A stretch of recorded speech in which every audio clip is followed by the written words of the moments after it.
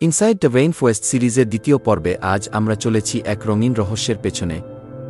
রেইনফরেস্টের ভেজা পাতার নিচে লুকিয়ে আছে এক শিকারী, যে দেখতে অপূর্ব, কিন্তু তার মধ্যে লুকানো আছে নিঃশব্দ এক মৃত্যু। আসুন ধীরে ধীরে উন্মোচন করি এই অদ্ভুত আর ভয়ঙ্কর সৌন্দর্যের গল্প।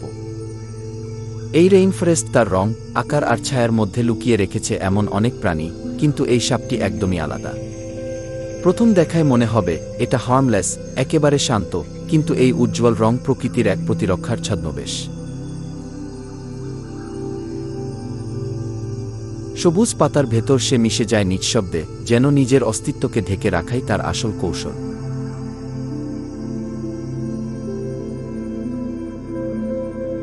এই জঙ্গলে প্রতিটি ছায়া, প্রতিটি আলো একটা ছদ্মবেশ, একটা নিরাপদ আশ্রয়।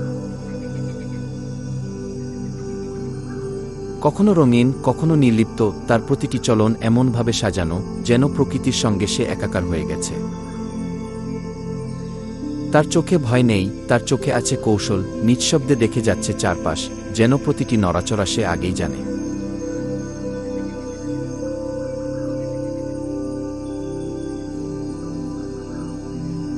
সে বসে আছে চুপচাপ, কিন্তু তার জিভ চলছে, যেন প্রতিটি গন্ধ, প্রতিটি স্পন্দন সে বুঝে নিচ্ছে।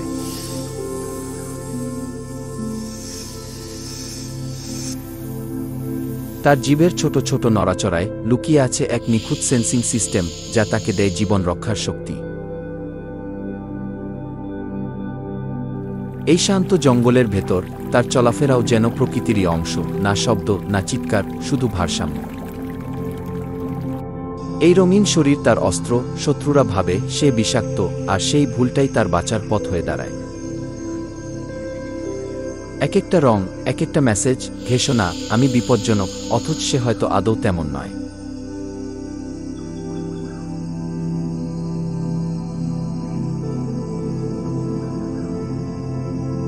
সে শুধু নিজের মতো করে বাঁচে, নিঃশব্দে, নির্জনে। তার ভয়ের পেছনে অনেক সময় থাকে ভুল বোঝাবুঝি।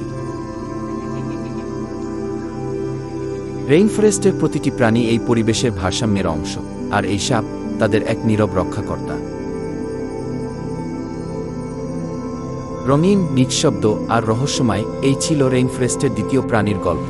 আরও অজানা জীব আর প্রকৃতির কৌশল জানার জন্য এখনই সাবস্ক্রাইব করুন আমাদের এই নেচার উইথিন, প্রকৃতির গল্প চ্যানেলটিকে, আর অপেক্ষা করুন ইনসাইড দ্য রেইনফরেস্ট সিরিজের তৃতীয় পর্বের জন্য।